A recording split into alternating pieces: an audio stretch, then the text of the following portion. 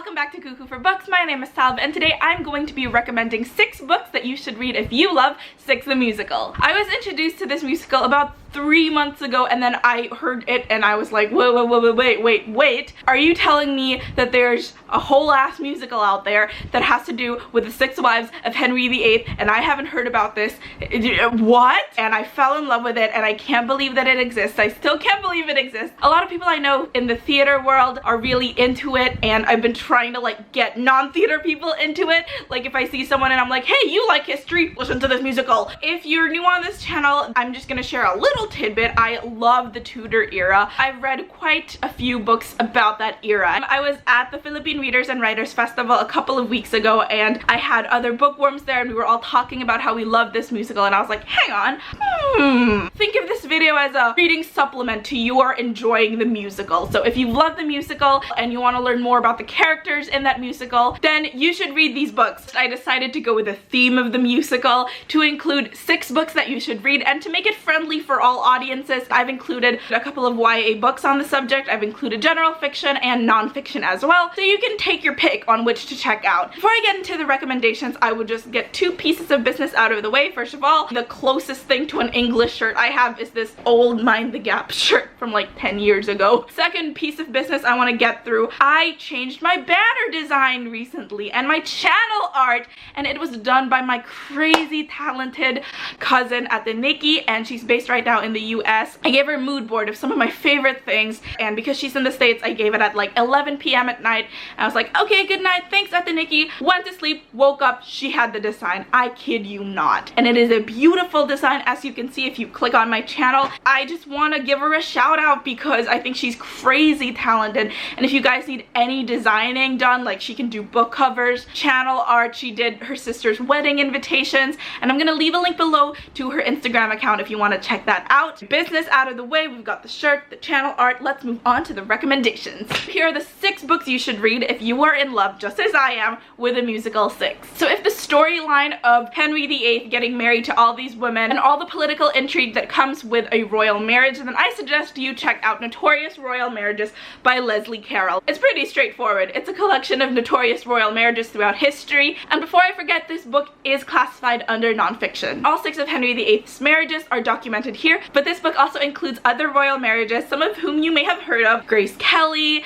and Napoleon, and Anastasia's parents Nicholas and Alexandra, and Mary Queen of Scots, and a few you haven't heard of. And for me, I think that was the pure joy in reading this, because you'll see characters that, you know, are pretty famous throughout history, and then some that are like, ooh, who is this George the Billionth? There are a lot of Georges in history. She's got a whole bunch of books that detail royal history. She's got royal pains, royal romances, royal affairs. So this author has written extensively on this subject, and what I love about her is that if you're looking for that irreverent take, this is the book that you should check out. She's got that sort of sarcastic, witty take on the subjects that doesn't make it feel like a boring, stuffy old history book at all. Moving on to a fictional book, I would also love to recommend Alison Ware's Catherine of Aragon, the True Queen, but actually I'm recommending the entire series. I think if you're looking for a really in-depth fictional account of each of the wives mentioned in 6, I would check out these books. The entire series has not been published yet. Full disclaimer, I'm only recommending the first book because it's the only one I've read,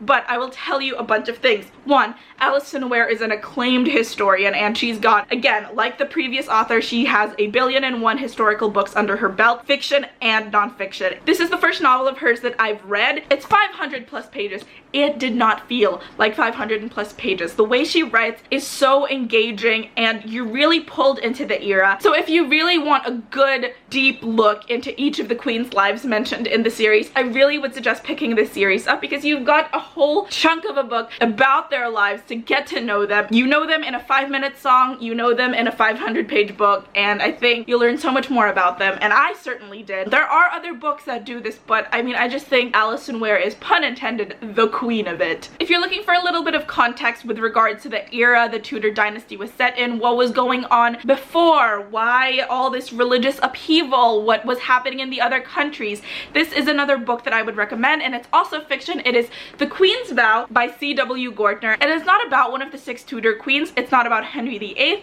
It's actually about Catherine of Aragon's mother, Isabella Isabella of Castile. I didn't want to just recommend books like, here's a book about Jane Seymour, here's a book about Catherine Parr, because that would get repetitive and boring. And like I said, Alison Ware has each of the queens covered. I wanted to recommend books that give a little background to the era. So that's why I mentioned this. Again, C.W. Gardner, he always pops up in a lot of my reviews. I love him. Fair warning, he doesn't handle time well. I say that like every time I mention his name. You can go from like 1 year to 10 years fast forward in the span of a chapter. But his research and the way he writes more than makes up for that. So definitely check this out. Now, if you want a non-fiction version of that, i.e. a non-fiction version of what was going on in Europe at that time, I would recommend Game of Queens by Sarah Gristwood. Now, this is a non-fiction book, like I said, and this spans about 3 generations. So it'll go from Catherine of Aragon's mom to Anne Boleyn to Elizabeth, Anne's daughter, all the queens and all the head honchos. What's the feminine of head honchos? Head honchettes.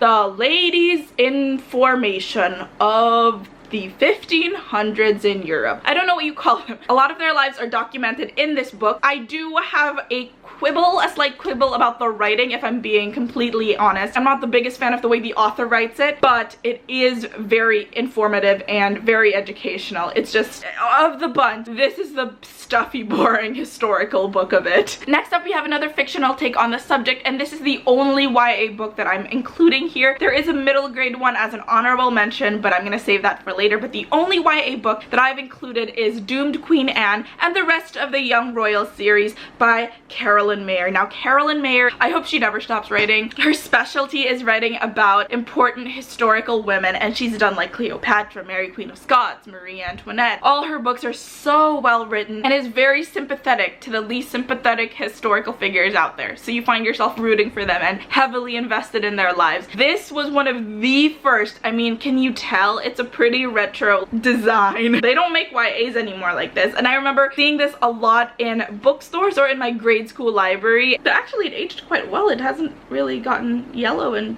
it's pretty fine. And this is a book clearly about doomed Queen Anne. It starts from her being a teenager and being sent off to France, coming back, catching Henry VIII's eye, everything you've learned about in Don't Lose Your Head. For me, it was one of the books that helped me understand just how long Anne waited to be married to Henry VIII and how long essentially she held out. Because a lot of books, you know, say yes, it was a 7-year courtship thing. They didn't like just shack up one day and they were like, okay, I'm leaving you and I'm changing the church and I'm divorcing my ex-wife. It was like a 7-year struggle, and a lot of the movies don't do that justice, a lot of the TV shows, a lot of the books. This is the only book I would recommend that completely details what it was like and how it felt for both the characters. So that's why I really loved this particular book. She has other Tudor figures in her Young Royal series. So these are the other books in the Young Royal series. Beware Princess Elizabeth. Can you tell how annoyed I am that it doesn't match the other covers? Like, this has a real girl on the cover and then the others are illustrated.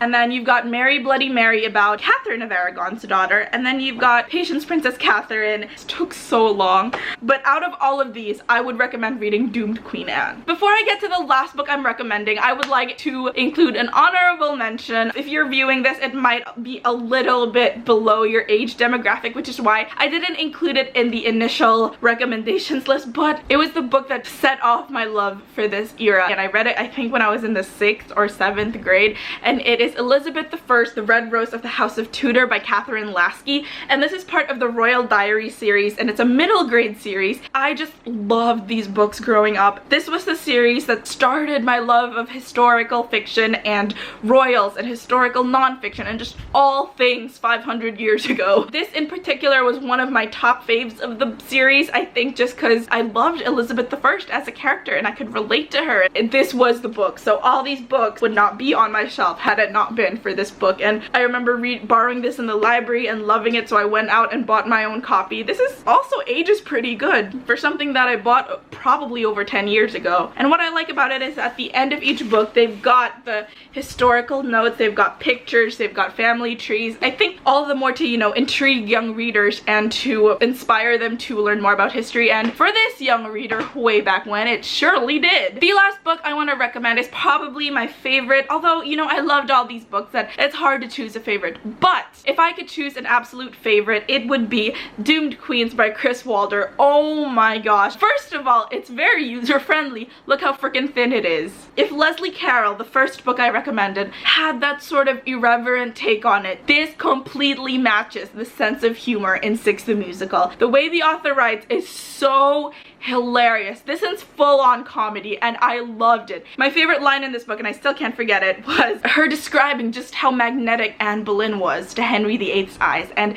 she used the term Anne Boleyn was an Angelina Jolie among a sea of Reese Witherspoons. No shade to Reese, I think Reese is beautiful, but that sort of sultry, you know, very mysterious quality is what Anne Boleyn had and what enticed Henry. So I really love this book. It covers a whole lot of other queens. Most of the queens only cover 1 or 2 pages. That's why I think there are about 50 in this tiny book. A lot of the chapters here include little illustrations that were drawn by the author herself. It's this fun, immersive book that, I mean, it'll take you a day and a half to read, and I've reread this numerous times. So that about does it for the 6 books you should read if you love Six the Musical. I can't wait for it to make its Broadway debut. Not that it makes a difference to me. I would still have to shell out major bucks to see it. If you're a fan of the era too, leave a comment down below for more recommendations. You can follow me on my other bookish adventures on Twitter at Cuckoo for Books and on Instagram at Cuckoo for Books and at Salva Villarosa. Please subscribe and I will see you guys very soon. Bye guys!